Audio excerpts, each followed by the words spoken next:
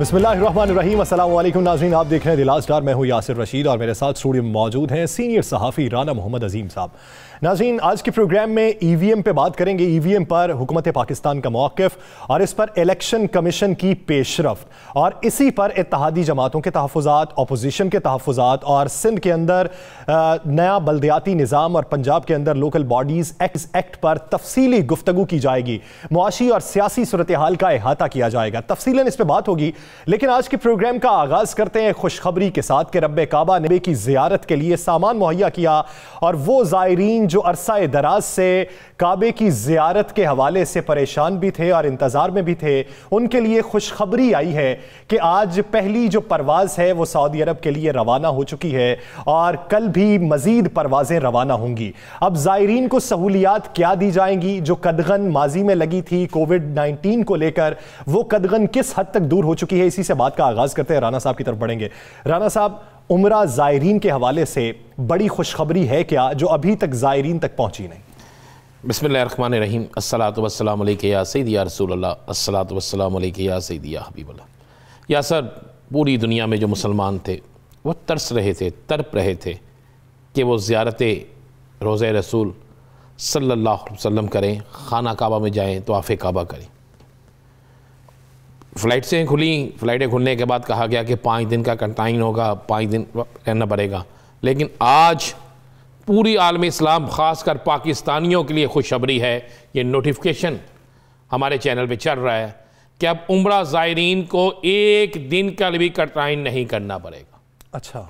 और उसमें कैटेगरीज बना दी गई हैं कि एक कैटेगरी जो है उसके मुताबिक जिन लोगों को, एक कैटेगरी क्या है उम्रा ज़ायरीन, जिन लोगों को वैक्सीन लगी है, वो वैक्सीन जो कैटेगरी ए में है, जिसमें फाइज़र है, मॉडर्ना है, एस्ट्राज़ेनेका है और जॉनसन है, ये इन वैक्सीन को जिन लोगों ने लगवाई हैं 2-2 डोज, उन लोगों को 1 दिन भी वहाँ पर सही कंटाइन नहीं करना पड़ेगा। सीधा एयरपोर्ट पे जाएं, उम्रा वीज़ा, एयरपोर्ट पे जाएं, इमिग्रेशन होगी, उम्रा वीज़ा की सारा कुछ होगा, बाहर निकलें और जाके अपने होटल्स में, यानी आपके पास वैक्सीनेशन सर्टिफिकेट हो तो आप जा सकते हैं। एक वो सर्टिफिकेट जो आप 72 घंटे पहले आप किसी भी मुल्क में जाने से पहले एक टेस्ट करवाते हैं अपना, वो एक होगा।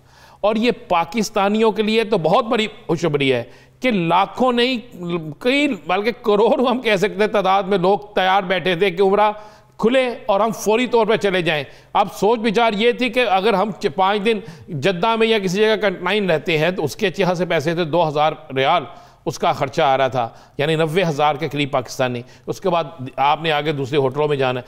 अब ये पाबंदी ख़त्म हो गई है। ये 92 की स्क्रीन पे आपने वो नोटिफिकेशन भी देख लिया है जो सऊदी अरब की वजारत हज उमरा की तरफ से है।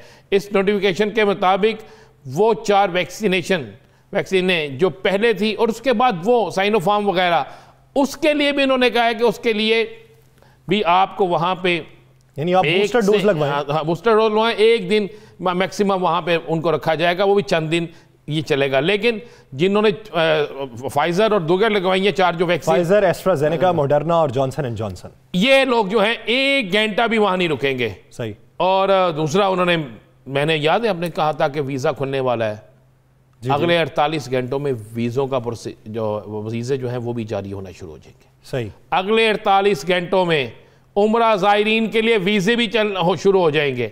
और वो लोग जो ज़ियारत को तरस रहे थे, जो कहते थे काबे की रौनक, काबे का मंजर, अल्लाह अकबर, अल्लाह अकबर, अब वहाँ पे जाकर अल्लाह अकबर करेंगे और तो रसूल पाक सल्लल्लाहु अलैहि वसल्लम के दर पे जाके, तेरे मुस्तफ़ा सल्लल्लाहु अलैहि वसल्लम पे जाकर वहाँ पर आप पे आंसू भी बहाएंगे, अपनी दिल की मुरादें भी पेश करेंगे, पूरी भी करेंगे, दुरूद व सलाम के गुलदस्ते भी पेश करेंगे। और ये हमने कहा कि आज प्रोग्राम को हमेशा की तरह उस खबर से शुरू करें कि जिसका इंतज़ार था। यासर, मुझे, आपको, पूरे पाकिस्तान को और मुबारक हो मुसलमानों को कि उम्रा 2 साल चंद माह बाद उम्रा दोबारा खुल गया। और खुशनसीबी है उन लोगों की, खुशबख्त हैं वो लोग जिन्होंने इतना इंतज़ार किया और रब के हुजूर, रब के घर में वो पेश होंगे और तवाफ़ भी कर सकेंगे और मदीने में रोज़ा रसूल की ज़ियारत भी कर सकेंगे। वो अभी से मुबारकबाद के मुस्तहिक। और एक और चीज़ बता दें जी कि हज अस्वद का बोसा भी ले सकेंगे। सही। और रियाजुल जन्ना में नफल भी अदा कर सकेंगे और वहाँ पर जाली मुबारक के सामने और बबी जबरील यानी कोविड के जो एसओपीज थे वो भी ख़त्म कर दिए गए हैं। पाबंदी थोड़ी सी ज़रूर वो है मास्क वाली, लेकिन वो भी आहिस्ता आहिस्ता हर चीज़ें जो है वो दूर होना शुरू हो जाएंगी। अब वो पहले वाला समा होगा कि हर तरफ सदाई होगी अल्लाह अकबर की, हर तरफ दुरूद शरीफ की सदा होगी, ये होगा।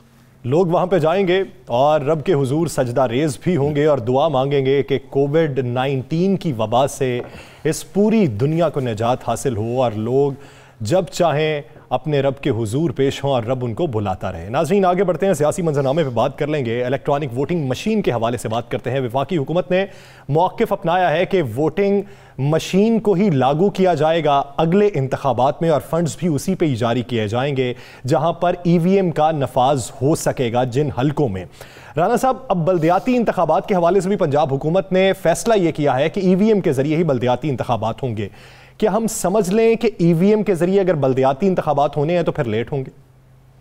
या सर चलें आज आपको अंदर की बात बता दूं, ना बल्दियाती इंतखाबात ना आइंदा आने वाले इंतखाबात ईवीएम पे होंगे। ये मैं आपको मुसद्दका बात बता रहा हूँ। हाँ साहब, अब तो कानून है, क्यों नहीं होंगे? चले जिस दिन होंगे ना उस दिन आपने मुझे बताना है।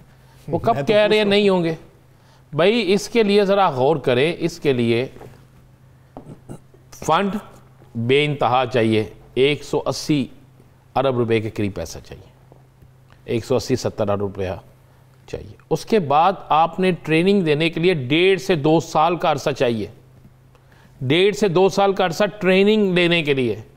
फिर आपको ये जो मशीनें मिलनी है, ये क्या 25 मशीनें हैं, 100 मशीन है, 200 मशीन है, 300 मशीन है, ये कितनी मशीनें हैं? आप पूरे पाकिस्तान के हल्के तो गिने। क्या ये इलेक्शन इस तरह हो रहा है कि आज लाहौर डिवीज़न में इलेक्शन हो गया, कल शेखुपुरा डिवीज़न में, परसों लारकाना डिवीज़न में हो गया, फलां जगह नहीं भाई। ये जब कौमी इलेक्शन होंगे तो एक ही दिन होंगे ना, तो उनके लिए उतनी मशीनें चाहिए होंगी, ट्रेनिंग चाहिए होगी, ट्रेनिंग सेशन शुरू होंगे।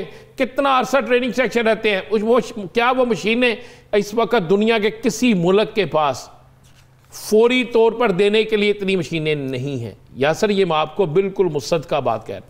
हुकूमत जो जदोजहद कर रही है बहुत अच्छी जदोजहद है, कोई इसमें शक नहीं है।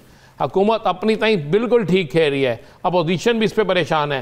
हुकूमत ने मैदान भी जीत लिया है कि अवाम को यह बताना शुरू कर दिया कि जेन्युइन हम इलेक्शन करवाना चाहते हैं। अपोजिशन उसमें जितना शोर डालेगी उतना ही अपोजिशन के लिए नुकसान होगा, उतनी अपोजिशन जो है अवामी तौर पे गंदी होगी। तो क्या होगा कि अभी ये इंतज़ाम नहीं होगा, फिर जब इलेक्शन आएंगे तो फिर उसी तरीके से इलेक्शन होंगे जिस तरह हमेशा होते हैं।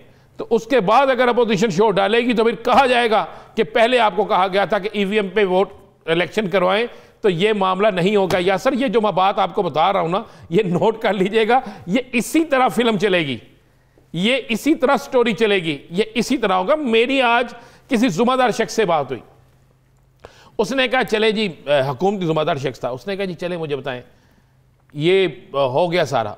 उसने कहा इसकी मशीनों की खरीदारी, कौन सी मशीन खरीदनी है, क्या वो मशीन ठीक है कि नहीं है, उसके लिए बाकायदा एक टाइम लगता है। उसने कहा 4 से 5 बार वो लग गए। मैं कहा ओके हो गया।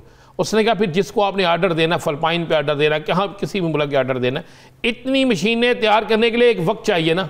मैं कहा बिल्कुल वो भी हो गया। उसने कहा उसमें तो बल्दियाती इलेक्शन तो गुजर गए। मैं कहा गुजर गए। यानी आप क्या समझते हैं, पंजाब हुकूमत फिर बल्दियाती इलेक्शन करवाना ही नहीं चाहती? सब इलेक्शन तो करवाने पड़ेंगे, पंजाब को भी, KPK को भी, सिंध को भी और बलोचिस्तान को भी। ये तो जेन से निकाल दे, पंजाब हुकूमत हो, KPK हो, सिंध हो या बलोचिस्तान हो के इलेक्शन होंगे, इलेक्शन करवाने पड़ेंगे। मैंने आपको कह दिया कि ईवीएम पे इलेक्शन नहीं होंगे। हुकूमत अपनी डगर पे कायम है, खड़ी रहेगी, हुकूमत ठीक है इस मामले में। लेकिन मैं फिर वही कह रहा हूँ, इतनी मशीनें जो आनी है, मुझे बताएं क्या मशीनें आते ही आपने उन इलाकों में फेंक देनी है, हल्कों में दे देनी है? ट्रेनिंग होनी है ना। क्या इन मशीनों पे ट्रेनिंग होगी कि नहीं होगी? बात है होगी, क्यों नहीं? ये मशीनें किसी जगह रखी जाएंगी कि नहीं रखी जाएंगी? वो जगह तो एक्वायर करनी पड़ेगी। ये कोई 2 कनाल 3 कनाल जगह तो नहीं कि कई एकड़ जगह होगी। कितनी मशीनें होंगी, किस मुल्क से आप लेके आएंगे? जरा अभी आप गूगल पे जाएं, जरा सर्च करें ना, तो आपको नजर आ जाएगा कि किस मुल्क के पास कितनी है। अगर किसी मुल्क के पास इतनी मौजूद हैं मशीनें तो फिर आप कह दें, अगर किसी मुल्क के पास इतनी मशीनें मौजूद नहीं है तो फिर खत्म हो गया मामला। फिर तो टाइम लगेगा ना। तो ये आप कहें 1.5 से 2 साल, मान ले 1.5 साल में मशीनें आ गई। 1.5 साल में भी नहीं राना साहब, अगर 1.5 साल में भी होता है तो बहुत बड़ी बहादुरी होगी। भारत के अंदर तो 16 साल लग गए। मैं अर्ज कर रहा हूँ 1.5 साल में मान ले मशीनें आ गई, 1 साल लग गया आपकी ट्रेनिंग को, क्या ये इलेक्शन 6 साल बाद होने हैं? कब होने इलेक्शन? इलेक्शन का टाइम है भाई, जब इलेक्शन का टाइम है हर चीज़ है। तो मैं आपको बता देता हूँ, चले आप पूछते हैं, मैंने ईवीएम का तो बता दिया। हुकूमत का कमाल का पत्ता है, अब सारी अपोजिशन तो उसे लगे रहेंगे पीछे, नहीं जी ईवीएम पे इलेक्शन ना हो, ईवीएम पे इलेक्शन ना हो, हम नहीं मानते, ये दांत लिया। जिस तरह कई लोगों ने सोशल मीडिया पे कई चीज़ें डाली हुई हैं, ये दांत लिया शो डालते रहेंगे, सारा उसी तरफ लगे रहेंगे और इलेक्शन अचानक उसी पे हो जाएगा जो होना है। इसलिए कि हुकूमत अपने आने वाले इलेक्शन की तैयारी कर रही है। या सर ये जो कल से चीखो पुकार पा रही है ना, कल से जो चीखो पुकार पा रही थी, जो 3 माह के लिए कोई वज़रा मुल्क से बाहर नहीं जाएंगे, जिसकी आज तरदीद भी आ गई है, भाई मुझे नहीं समझ आती कि हमारे बड़े मारूफ सीनियर तजियाकार असल चीज़ को क्यों नहीं देखते। असल मामला ये है यासर साहब, दिसंबर के महीने में जो आज शुरू हो गया है, ये जो बीगा बीगा सा दिसंबर है ना, ये बीगा बीगा दिसंबर नहीं होगा, ये बड़ा ये किसी और टाइप का दिसंबर होगा। इस महीने में हुकूमत ने टारगेट रख लिया, ये फैसला कर लिया है कि हुकूमत इस महीने में अपनी अवामी कुव्वत का भी मुजाहरा करेगी। यासर मैं आपको ब्रेकिंग दे रहा हूँ, अवामी कुव्वत का भी मुजाहरा करेगी और एकदम चीज़ों को सस्ता भी करना शुरू करेगी, चाहे वो मसनूई हो चाहे वो किसी तरीके से हो। 11 दिसंबर को वज़ीर आज़म इमरान खान साहब मियाँ वाली जाएंगे और मियाँ वाली में पहले अपनी सियासी कुव्वत का आगाज़ मियाँ वाली से करेंगे। वो मियाँ वाली में वो स्टेडियम जो आज तक कोई नहीं भर सका, उस स्टेडियम में जलसा होगा। अमजद खान साहब जो MNA है वो और नवीज शरीफ, इन दोनों को जिम्मेदारी दे दी गई है। राना साहब, वज़ीर आज़म तो जलसा कर सकते हैं, बड़ा जलसा कर सकते हैं, लेकिन क्या जो हकीकत है, ज़मीनी हकायक हैं, दीगर वज़रा कर सकते हैं? मैं उसी बयान में, अब ये इन्होंने टारगेट ये रखा है। असल बात ये थी कि वज़रा कहा गया आप अपने महकमों में जाएं, आप देखें किस चीज़ को किस जगह किस तरीके से कंट्रोल करना है। जिस तरह आज एक मीटिंग हुई, जिस मीटिंग में यह तय हुआ कि हर रोज़ प्राइस कंट्रोल कमेटियाँ चेक की जाएंगी। मसलन 200 रुपये केजी था टमाटर, आज हो गया 100 रुपये, मार्केट में मंडी में सस्ता हो गया। लेकिन उन्होंने कहा भाई जब चीज़ महंगी होती है हमें गालियाँ पड़ती हैं, जब चीज़ सस्ती होती है हम उसे पेश ही नहीं कर सकते। वो कौन करेगा, वो किसने लेके आगे जानी है कि ये बात इस तरह हो। लेकिन राना साहब नहीं, एक बात है, इस पर भी तो नदामत होनी चाहिए ना कि 3 साल में आप जो चीज़ सस्ती कर सकते थे वो अब आके आप सस्ती कर रहे हैं। मैं तो कह रहा हूँ कि ये ही होना है। इलेक्शन के जब दिन आते हैं ना करीब, जब आपको पता होता है 1 साल जब ले जाए ना हुकूमत का या 2 साल, तो वो इलेक्शन की तैयारी होती है। आपको ये तो मानना पड़ेगा, वो इलेक्शन की आखिरी 6 माह तो होते ही नहीं, आखिरी 6 माह नहीं होते। और जिस तरह साबर शाकर कल कह रहे थे कि 2022, मैंने भी बहुत पहले कहा था 2022 साल हो सकता है, बिल्कुल इलेक्शन का साल हो सकता है, लेकिन इलेक्शन का साल वही होगा जिसमें हुकूमत को सूट करेगा। हुकूमत को दिसंबर के महीने से कुछ चीज़ें सूट करना शुरू हो जाएंगी गैर मुतवक्को तौर पे। देखें पहले सारे दावे गलत निकलते थे हुकूमती, कल सस्ती चीज़ें, परसों सस्ती चीज़ें, वज़ीर आज़म ने यह कह दिया वज़ीर आज़म, लेकिन अब ऐसा नहीं हो रहा। मेरे पास जो इतला है, मैंने तो बताया कि 11 दिसंबर को ये मियाँ वाली जा रहे हैं, देख लीजिएगा। और 11 दिसंबर को मियाँ वाली की तारीख का सबसे बड़ा ये जलसा वज़ीर आज़म करके आगाज़ करेंगे। उसके लिए अमजद खान MNA जो हैं मियाँ वाली के, उनको और नवीज शरीफ को, इन 2 बंदों को उन्होंने कहा जी आप करें तैयारी, उसके बाद आगे आ जाएंगे, उसके वहाँ से निकलेंगे। ये खुशाब जलसा है। फिर ये इस तरह अपने लोगों को तकसीम किया इन्होंने कि भाई आप शुरू हो जाए, आपने अब अवामी ताकत और अवाम को रिलीफ, इन दोनों चीज़ों से इस तरह करना है कि जो हमारे खिलाफ एक फ़ज़ा है वो ख़त्म हो। देखें यार सर, सरकारी लोग आ जाए, जो मर्जी आ जाए जलसे में, टीवी पे देखने वाला एक दफ़ा कहता आज इनके साथ इतने लोग हैं, आज इनके साथ इतने लोग हैं। ये एक तासर, एक न्यूट्रल यानी फ़ज़ा बनती है। राना साहब आगे बढ़ जाते हैं, बल्दियाती इंतखाबात के हवाले से बात कर लेते हैं। बल्दियाती इंतखाबात का जो मुसव्विदा है, जब मंजूरी के लिए गवर्नर के पास गया, कायम मकाम गवर्नर उस वक्त स्पीकर थे, उन्होंने मंजूरी करने की बजाय उस पर मज़ीद सिफारिशात जो हैं वो मुरतब करके भिजवा दी कि ये आप चेंजेस कर लें। आज वफाकी हुकूमत और पंजाब हुकूमत के दरमियान मीटिंग भी हुई जिसमें काफ लीग को इत्तलात ये है कि मुतमईन नहीं किया जा सका। तारिक बशीर चीमा साहब कहते हैं हमारे इख्तलाफात नहीं है, लेकिन कुछ रिजर्वेशंस तो ज़रूर है कि जब आप एक मुसव्विदा तैयार कर रहे हैं तो फिर काफ लीग को अभी तक ये राम क्यों नहीं कर सके और काफ लीग के जेन्युइन मुतालिबात क्या हैं इस बार? लेकिन काफ लीग, आप ज़हन में रखिएगा कि पंजाब के 6 इजला ऐसे हैं जहाँ पे काफ लीग बड़ी मैटर करती है। नहीं, अब तो पंजाब की पूरी सियासत पे मैटर करती है। मैं ज़रा इजला की तरफ चलता हूँ ना, फिर आपको पूरी सियासत पे होते बड़ी मैटर करती है।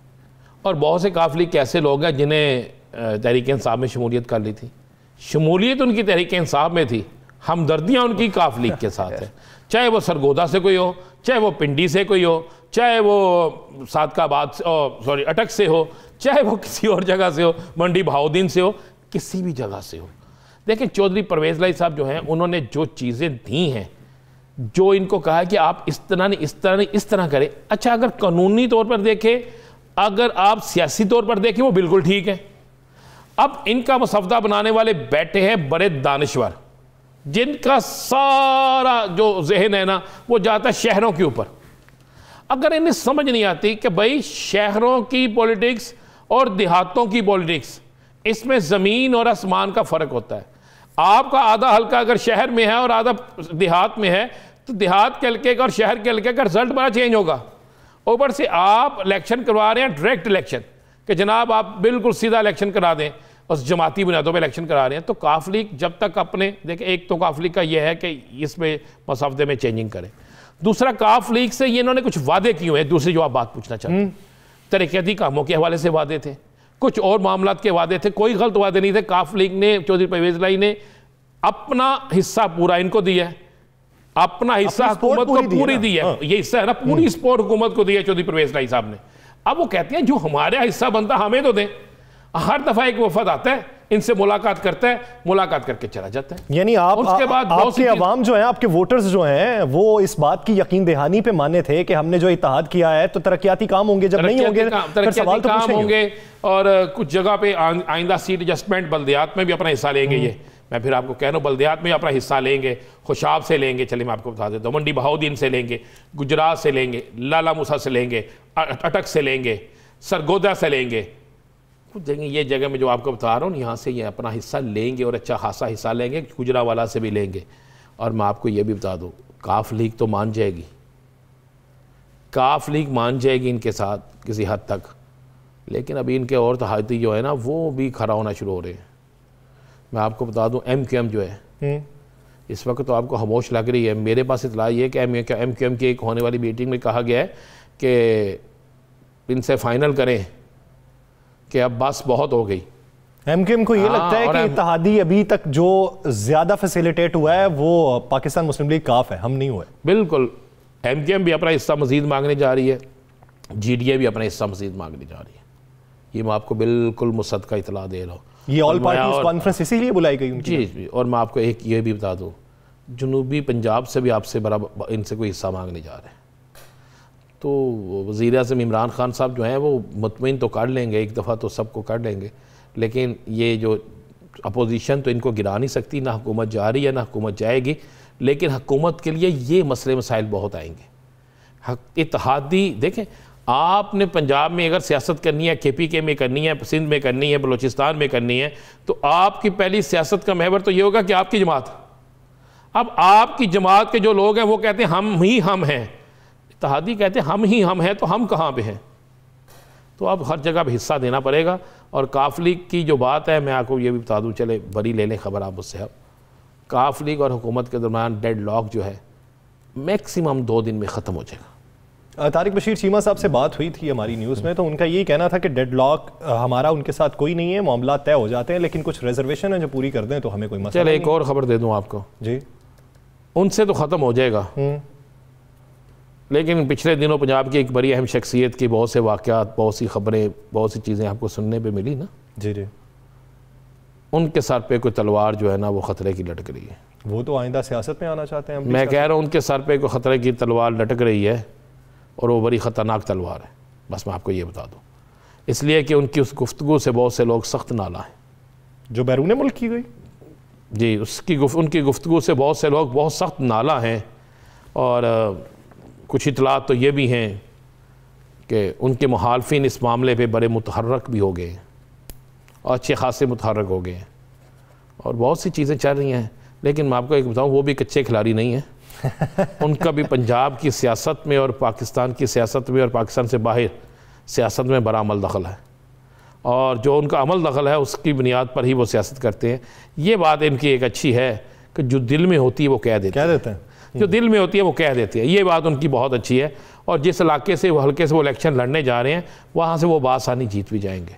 पहले उनका लाहौर का मूड था, लेकिन लाहौर से वो इलेक्शन नहीं लड़ रहे, और जिस हल्के में लाहौर के उन्होंने शादरे वाले हल्के में काम किया था, अब उसको छोड़ रहे हैं, वो लाहौर से बाहर ला रहे हैं, और जहाँ से वो लड़ रहे हैं उनका भाई है, उनका भाई भी वहाँ पे था, तो वहाँ से तो वो इलेक्शन जीत जाएंगे। लेकिन असल सूरत हाल ये होगी कि क्या पीटीआई अपने इत्तेहादियों से और अपने अंदर के लोगों से की मुखालफत से ये किस तरह बचेगी? वज़ीर-ए-आज़म हमेशा राम तो करते आए हैं सबको, लेकिन इस वक्त काम ये है कि राम करने के साथ साथ उनके साथ किए गए जो वादे थे उन पर अमल दरामद भी बहुत ज़रूरी है। नाज़रीन, दीगर सियासी मंजर बात करेंगे एक शॉर्ट ब्रेक के बाद, कहीं नहीं जाइएगा, स्टे विद अस।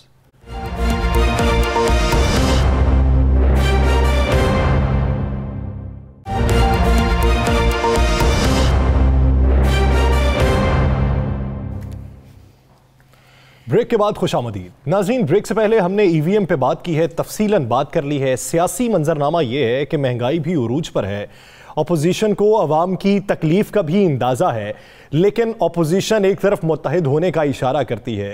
अपोजिशन ये भी कहती है कि मुल्की मामलात के लिए अगर आगे बढ़ना है और इस हुकूमत के ख़िलाफ़ कोई मुत्तहिद महाज बनाना है तो हमको एक होना होगा।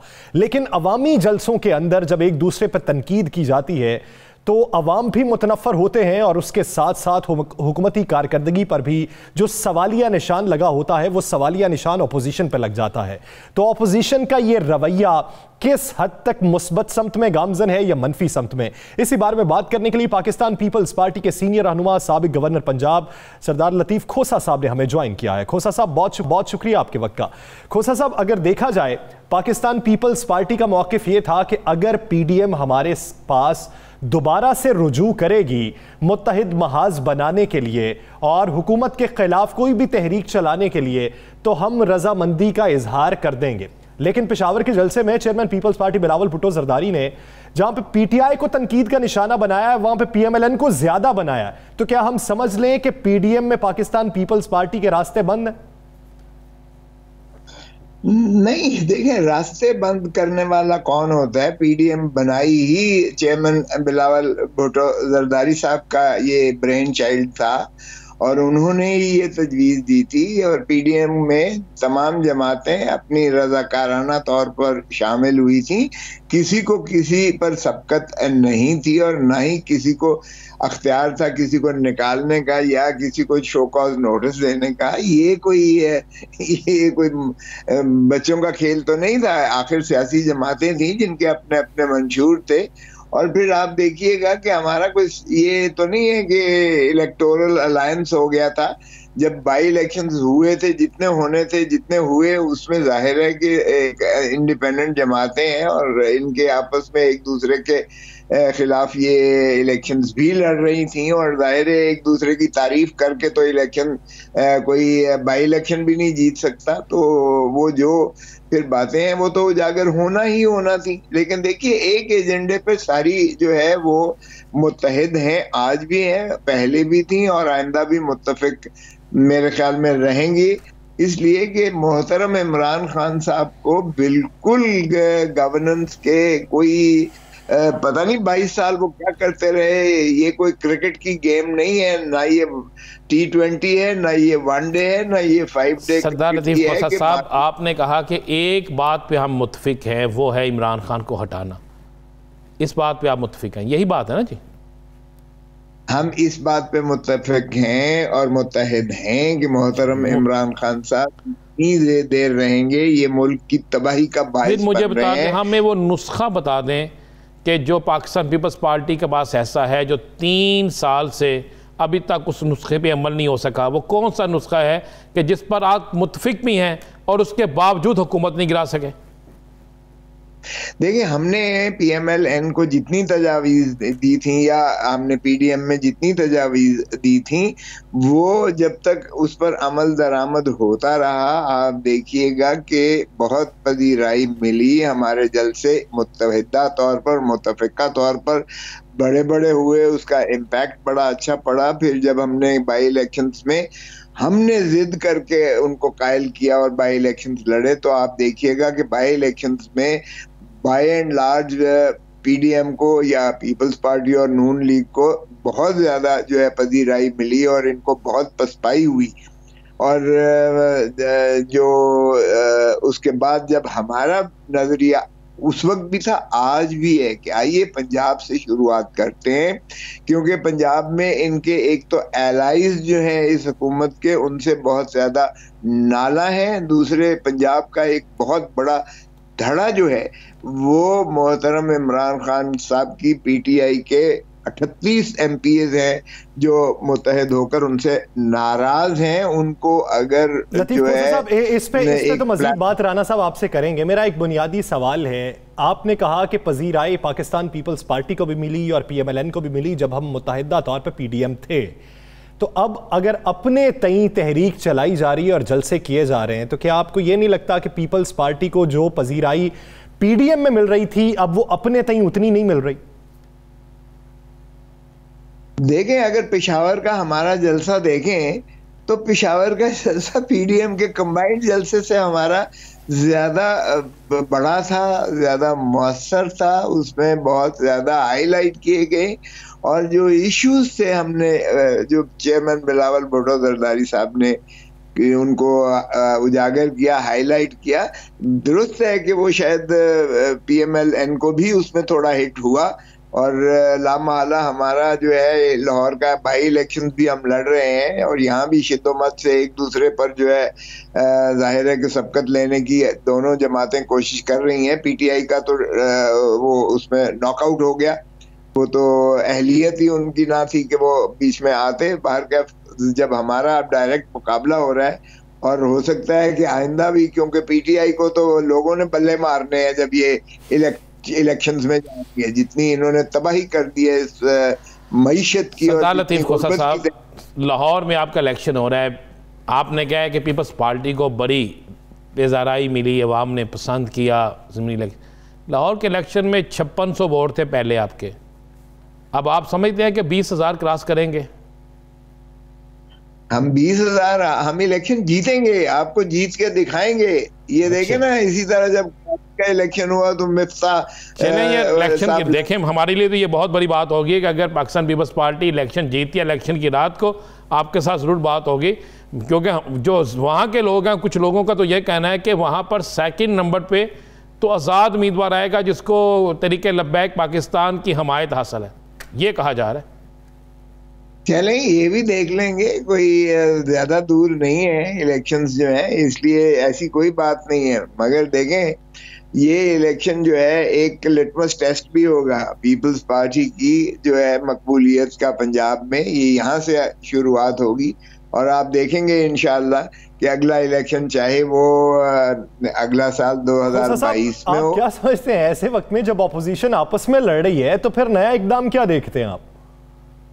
नहीं, यहाँ तो देखें, इस हल्के में तो PTI है ही नहीं, तो जाहिर है कि आपस में ही हमने लड़ना है।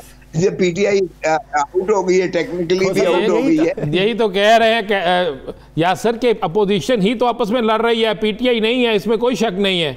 आप तो है ना, पीपल्स पार्टी मुस्लिम लीग नून क्यों नहीं अपने हक में विड्रॉ करा सकी? नहीं, देखिए, विड्रॉ कराने वाली तो बात नहीं है, क्योंकि इलेक्शंस तो दोनों जमातों ने ही बिलाखिर लड़ना है। PTI नहीं तो फिर आपने पंजाब में फिर माजरत से डस्के में आपने इनकी हमायत क्यों की? आपने वहां पे दूसरे जो वजीराबाद के हल्के में इनकी हमायत क्यों की? आपने दीगर हल्कों में इनकी हमायत क्यों की? उस वक्त PDM इकट्ठी थी, PDM इकट्ठी रहती, अगर ये वो ऐसा ना करती, PDM बादशाहों वाली हुक्मनामे जारी ना करती, नोटिसेस ना देती, क्योंकि नोटिसेस का तो बनता ही नहीं है। आप पहले कह चुके हैं कि हमारा उनके साथ इंतखाबी इत्तेहाद नहीं है और ना ही इंतखाबी इत्तेहाद हो सकता है। जब नहीं हो सकता तो तब उनके हक में अपने उम्मीदवार को दस्तबरदार क्यों करवाया? देखिए, उस वक्त तो हमने कोशिश की थी कि PDM को मुत्तहिद रखकर चलाया जाए। जब उन्होंने शो कॉज नोटिस देने शुरू कर दिए तो फिर कैसे हो सकता है? अगर आप देखें, हमने हमेशा बड़ेपन का सबूत दिया है।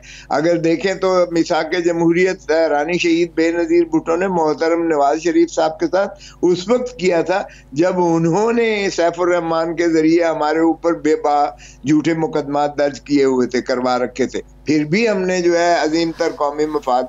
चलें, अब आप पार्लियामेंट के अंदर इकट्ठे हैं, पार्लियामेंट में आपकी इकट्ठे जंग ला रहे हैं हुकूमत के खिलाफ। आपने कहा कि सबका दौर में सैफुरमान के ज़रिए आप लोगों पे मुकदमा, आपने जेलें काटी, मोहतरमा के ख़िलाफ़ बड़ा कुछ हुआ, टेलीफोन कॉल्स, सारा कुछ सामने आया। क्या आप समझते हैं मुस्लिम लीग, कल वाली मुस्लिम लीग अब बदल चुकी है, अब आइंदा आने वाले वक्त पे मुस्लिम लीग ऐसा नहीं करेगी? देखें, अल्लाह करे कि ऐसा ही हो। देखें, इसी तरह जमातें सीखती भी हैं, एक तजर्बों से गुजरती भी हैं, और बहुत सारे फेजेस आते हैं। हम तो तवक्को करते हैं कि मुस्लिम लीग नून जो है, अब they should learn to grow up. अब उनको भी एक सबक देखें, जब हमने उन्हें कहा अगर सबक आ गया तो ये जो वीडियोस चल रही हैं हल्के में, 133 हल्के में कभी आपकी वीडियो आ जाती है, कभी मुस्लिम लीग नून की आ जाती है, ये क्या हो रहा फिर? ये तो पीटीआई करवा रही है बदनाम करने के लिए, ये पीटीआई करवा रही है। देखें, ये आपके उम्मीदवार तो असलम गिल साहब कह रहे हैं कि मुस्लिम लीग नून कर रही है। आपके उम्मीदवार असलम गिल साहब ने कहा ये तो मुस्लिम लीग नून के लोग हैं, वो कर रहे हैं, वो डर गए हैं हमसे और वोट खरीद रहे हैं। आप कह रहे हैं पीटीआई करा रही है। देखें, पीटीआई तो यकीनन दोनों के खिलाफ है यहाँ, लेकिन अगर नून हमारे खिलाफ लड़ रही है तो नून भी हमारे ऊपर जो इल्जाम लगा रही होगी। लेकिन जब नून पर भी आ गया इल्जाम, हमारे ऊपर भी आ गया, तो लामाहला उसमें तो फिर थर्ड फोर्स ही करवा रही होगी। पीटीआई है थर्ड फोर्स। खोसा साहब, एक आखिरी सवाल, आप कानूनदान भी हैं, आप पंजाब के साबिक वज़ीर आला भी रहे हैं, साबिक गवर्नर रहे हैं, इंतखाबात पे आपकी गहरी नजर होती है। हुकूमत ईवीएम को लागू करना चाहती है और वह ये कहती है कि नए इंतखाबात और बल्दियाती इंतखाबात भी उसी के जरिए होंगे। फवाद चौधरी साहब का बयान आया कि फंड्स तभी जारी होंगे जब ईवीएम के जरिए इंतखाबात करवाए जाएंगे। इलेक्शन कमीशन ऑफ पाकिस्तान के बारे में कहा। आपको लगता है कि ईवीएम के जरिए नए इंतखाबात हो सकते हैं? नहीं, मेरा नहीं ख्याल। ये विशफुल थिंकिंग हुकूमत की यकीनन है, क्योंकि उनको पता है कि उनको अवाम ने इस वक्त जो है इलेक्शंस में उनको बहुत उनकी दुर्गत बननी है। तो वो जाहिर है कि इस अवामी जो सुनामी है महंगाई का और जो उन पर गुर्बत जो है मुसल्लत कर दी गई है, उसको फेस पीटीआई नहीं कर सकती है। पीटीआई के इलेक्शन में एक इसी जो उन्होंने तरमीम की है, एक तो वो ओवरसीज पाकिस्तानी का 80-90 लाख जो है, लेकिन आईनी तौर पे तो सब वो कर सकते हैं ऐसा। देखिए, वही काम करेंगे जो अमेरिका में हुआ। अमेरिका में डोनाल्ड ट्रंप जो इलेक्टोरल पोल था उस पर जीत गया। जब बैलेट पेपर की जो है वो रिजल्ट आया तो वो ओवरटर्न हो गया। माशाअल्लाह पीटीआई ने भी सोचा कि एक तो ईवीएम के जरिए हम प्रोजेक्ट करें। चलें, एक आखिरी सवाल का जवाब दे दें, आखिरी सवाल का जवाब दे दें। आप तो ऑर्डिनेंस लाने के बड़े सख्त खिलाफ हैं, पीपल्स पार्टी, तो ये सिंध में क्यों ऑर्डिनेंस ले आए? देखिए, ये ऑर्डिनेंस एक टेम्पररी लेजिस्लेशन होती है। यही काम तो हुकूमत भी कहती है ना, यही तरीके इंसाफ कहती है, आप उसको नहीं मानते और आपकी वहां पे अक्सरियत है, आप खुद ले आए। नहीं, तो वो बाद में ऑर्डिनेंस ले करना पड़ता है, वगरना ऑर्डिनेंस जो है 90 दिन के अंदर लैप्स हो जाएगा, ऊपर 120 दिन के अंदर लैप्स हो जाता है। वो तो आपको असेंबली में ले जाना ही पड़ता है और पास करवाना पड़ता है, तभी वो कानून की हैसियत रखता है। और वो आर्जी तौर पर ऑर्डिनेंस लाया गया है, बाद में उसे कानूनी शक्ल देने के लिए असेंबली में लाना पड़ेगा। बहुत शुक्रिया सरदार लतीफ खोसा साहब इस हवाले से अपना वक्त देने के लिए। नाज़रीन, एक ब्रेक के बाद ज़ियाकार आरिफ हमीद भट्टी साहब हमें ज्वाइन करेंगे, कहीं नहीं जाइएगा, स्टे विद अस।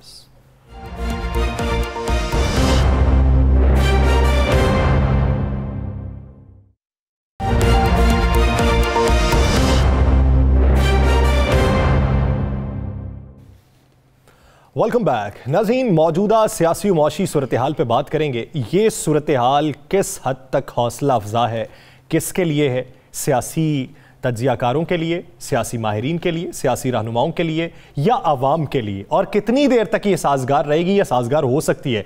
इसी बारे में बात करेंगे। हमें ज्वाइन किया है सीनियर तज्जियाकार आरिफ हमीद भट्टी साहब ने। भट्टी साहब, बहुत शुक्रिया आपके वक्त का।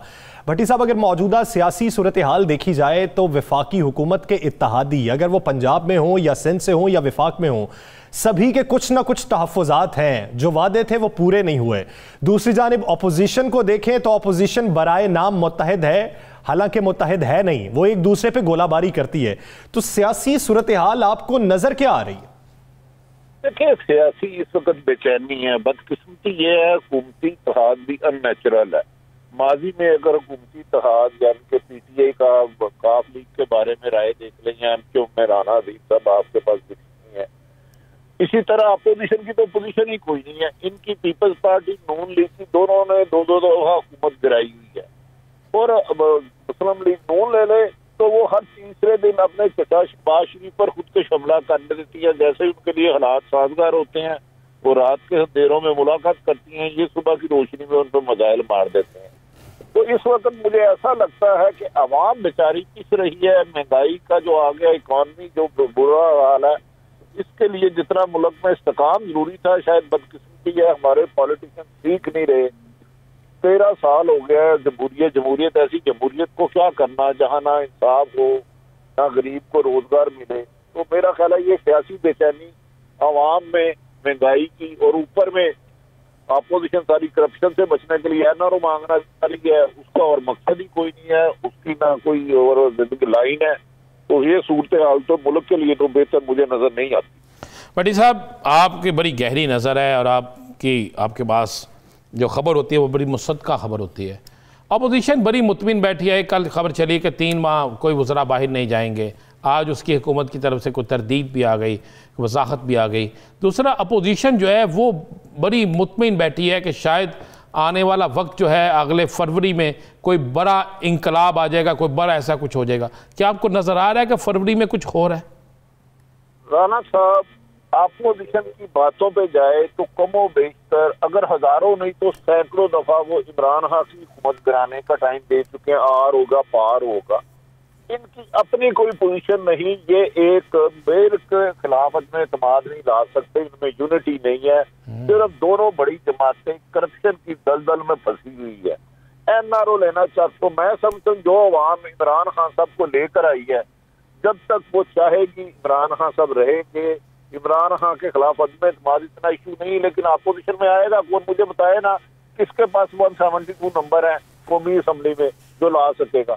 तो अपोजिशन ने तो खुद पीडीएम बनाई, उस पे हमला कर दिया। तो मैं नहीं समझता कि हुकूमत के लिए फौरी तौर पर कोई खतरा है। इमरान खान ने जरूर कहा था, वैसे भी कोई वजीर मुल्क से बाहर जाता है तो पीएम से इजाजत लेता है। वो रूटीन में उन्होंने कहा था कि दो वज़रा का झगड़ा था, उस पे तफसीली बात है। तो अपोजिशन मेरा ख्याल है कि ये आस लगाए कि उसकी नंबर आ रहा है, तो मुझे दूर तक अपोजिशन इक़्तिदार में नजर ही नहीं आ रही। भट्टी साहब, अगर राना शमीम साहब वाले मामले की बात करें, उनके बयान हल्फी की बात करें, तो उनके जो साहबजादे हैं उनसे किसी प्रोग्राम में पूछा गया कि इसकी कानूनी हैसियत क्या है, इससे क्या फ़ायदा हो सकता है या क्या नुकसान हो सकता है, तो उनका मौक़िफ़ ये था कि साबिक़ वज़ीर-ए-आज़म मियां मोहम्मद नवाज शरीफ इसी हलफनामे को अगर बरतानवी अदालत में ले जाएं तो उनके वीज़े में भी तोसी हो सकती है, उनका जो केस वहाँ पर चल रहा है उसमें भी उन्हें रिलीफ मिल जाएगा। आप इस पर क्या राय रखते हैं? ये बिल्कुल बेमकसद है। ऑडियो वीडियो को गंदा खेल जिन्होंने खेला है उनके गले की हड्डी बन गई है। तो याद रख ले एक बात, ये प्रोग्राम यकीनन रिकॉर्डिंग तो इसका है। राना शमीम के लिए कंटेम्प्ट में गिरफ्तार होने के बहुत ज्यादा आसार हैं। नवाज शरीफ को होम ऑफिस यूके का रिजेक्ट कर चुका है, उन्होंने अपील की हुई है। इसके लिए उन्हें कोई भी इस एफिडेविट से फेवर नहीं मिलेगी। ये एफिडेविट उन्होंने उधर जब इल्जाम लगाया है कि 3 साल पहले मेरे सामने बात की थी, तो कल जब अदालत ने राना शमीम साहब से पूछा तो उन्होंने कहा मुझे नहीं याद, ये तो लॉकर में पड़ा है। तो उसकी तो कानूनी हैसियत है ही कोई नहीं। हाँ, नवाज शरीफ सालम लेना चाहे, हश्यारी है, मुजरम भी है, सुप्रीम कोर्ट से सजा याफ्ता है, तो सालम ले लें, लेकिन राना शमीम वाला तो मुस्लिम लीग नून के गले की हड्डी बन चुका है।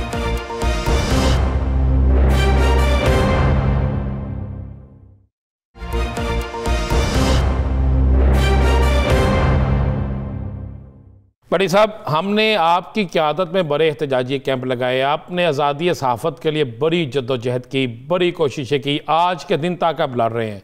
तो जिन सहाफ़ियों ने ये छाप दिया जिसके मतलब वो कह रहे हैं कि मुझे तो पता ही नहीं, मैंने उनको दिया नहीं, ऐसा हो गया, तो अब फिर दोबारा आज़ादी सहाफ़त पे मामला आ जाएगा, तो इस पर क्या करेंगे? नहीं, राना साहब देखिए, आप और मैं एक वर्कर है, और हमने मुशर्रफ दौर में जितने किया था, ये कुछ लगड़ बगड़ सहाफ़ी नहीं है। इन्होंने खुद साख्ता तंजीमें बना ली है जाली। जो किसी भी जमात के पे रोल पे हो वो हमारा नुमाइंदा हो ही नहीं सकता। बहुत अच्छे। सहाफत पर कतगन ना कल लगने दी थी ना आज लगेगी, लेकिन अगर कोई माली मफाद सहाफत के नाम पे कर रहा है तो उसको ब्लैकमेलिंग करने की इजाजत नहीं दी जाएगी। वो आपको पता है लंदन का एक टोला है जिसे मियाँ साहब रेगुलर पैसे देते हैं, वो माशाल्लाह हमेशा नवाजा जाता है। तो उनकी बातों का नहीं, देखिए अदालतें कानून और सबूत के मुताबिक फैसला करती हैं, वो जज्बात में नहीं जाती। अगर नवाज शरीफ साहब अपने आप को बेगुनाह समझते हैं तो वो राना शमीम का तमाम एविडेंस खुद आए मुल्क में, गिरफ्तार हो अदालत में रिकॉर्ड का। बड़े साहब एक और तो चीज बताइएगा कि एफिडेविट ऑडियो वीडियो केसें, इस पर मरियम साहबा तो रोजाना प्रेस कॉन्फ्रेंस भी कर जाती हैं, शाहिदा खान अब्बासी साहब भी बोल जाते हैं, बड़ा धुआंधार तकरीरें भी होती हैं। शहबाज शरीफ साहब क्यों खामोश है? क्या वो नाला है, गेम का हिस्सा है, क्या है? देखें, मरियम ने बाकम निसार साहब मोहतरम चीफ जस्टिस पे अटैक किया था, वो अपने चचा पर किया था। उनके चचा की एक बड़ी मुलाकात हुई थी अहम तरीन, तो मरियम ने अपनी फैमिली में मैसेज दिया अगर हुकूमत मिल जाए, अगर कभी भी मिले, पंजाब हो या वफाक मैं चलाऊं। तो ये उनकी खानदानी लड़ाई है। राना साहब मरियम नवाज साहबा अवाम की जंग नहीं लड़ रही, अदालत से सजा याफ्ता है। हर तीसरे दिन आज से जफर मलिक का इन्होंने वो जो एक जज साहब की पहले भी वीडियो की है, साथ शहबाज शरीफ और शाहिदा खान बैठे थे कि जी और भी बड़ी वीडियो है। क्या हमने अपनी नई नस्ल को इस गन की तरफ ले जाना है? क्या किसी खतून को ये मुनासिब है कि सियासतदान फौश वीडियो का सहारा ले? मेरा ख्याल है ये सियासत को गलाजत की तरफ भेज रहे हैं और इन्हीं का नुकसान होगा जो भी ये कर रहा है। भट्टी साहब क्या समझते हैं, आने वाले दिनों में महंगाई कम होती दिखाई देती है? हुकूमती दावे एक तरफ, दूसरी तरफ IMF के वादे को पूरा करने के लिए 370 अरब रुपए मजीद निकलवाना चाह रही है हुकूमत। आपको किसी तौर तरीके या किसी हीले बहाने से अगले 3-4 माह बाद सूरत हाल तब्दील दिखाई देती? मैं अगली अपनी नजर में 4 महीने बाद महंगाई का तूफान देख रहा हूँ। इमरान खान की हुकूमत में, इमरान खान एक जेन्युइन आदमी है, उसकी मेहनत करने, उनकी हुकूमत में करप्शन भी हो रही है। जो सऊदी अरब ने आपको लोन दिया है ये दुश्मन मुल्क भी नहीं देता कि अगर हम IMF के पैसे ना दे सके तो हमारी प्रॉपर्टी वो सील कर लेंगे। Can you imagine? तो जो उन्होंने नेवी का बिजली की हर महीने बढ़ाओ 5 रुपए, वो बिल आपने मैंने आम लोगों ने देना है। तो इमरान खान साहब की एक ही चैलेंज है, महंगाई और बैड गवर्नेंस। बाकी आपको दुश्मन इमरान खान साहब के लिए ना कल खतरा थी ना आज खतरा है। राना साहब क्या राय रखते हैं आप? अच्छा भट्टी साहब, अब बिल्कुल आप दुरुस्त कह रहे हैं, अपोजिशन खतरा नहीं है, तो फिर आप देख रहे हैं कि हुकूमत 5 साल पूरे करेगी? फिलहाल आज इस वक्त तक मैं जब राना अजीम साहब के प्रोग्राम में हूँ, मुझे कोई जाती हुकूमत नजर नहीं आती। अपोजिशन में इतनी सख्त ही नहीं हुकूमत को गिरा सके, ये मैं आपको यकीन से कहता हूँ। ना इतना इत्तेहाद है, ना यूनिटी है, ना मकसद है। हाँ, इमरान खान साहब कोई आप बड़ी गलती कर लें खुद अपनी हुकूमत के लिए, अदरवाइज अपोजिशन मैटर ही नहीं कर रही, उसकी पोजीशन ही कोई नहीं है। बताएं, पीपल्स पार्टी उसको तस्लीम नहीं कर रही, वो PDM बनी, उसका जनाजा किस तरह निकला आपने भी देखा, मैंने भी देखा। तो बताएं ये कैसे भेजेंगे हुकूमत? ऑपोजिशन में सख्त ही नहीं है कि वो इस हुकूमत को गिरा सकें, और इस हुकूमत में कारकर्दगी ही नहीं है कि गवर्नेंस को बेहतर किया जा सके। बहुत शुक्रिया आरिफ हमीद भट्टी साहब इस हवाले से अपना वक्त देने के लिए। नाज़रीन, द लास्ट स्टार से मुझे राना अजीम साहब को दीजिए इजाज़त। अपना ख्याल रखिएगा। अल्लाह निगहबान।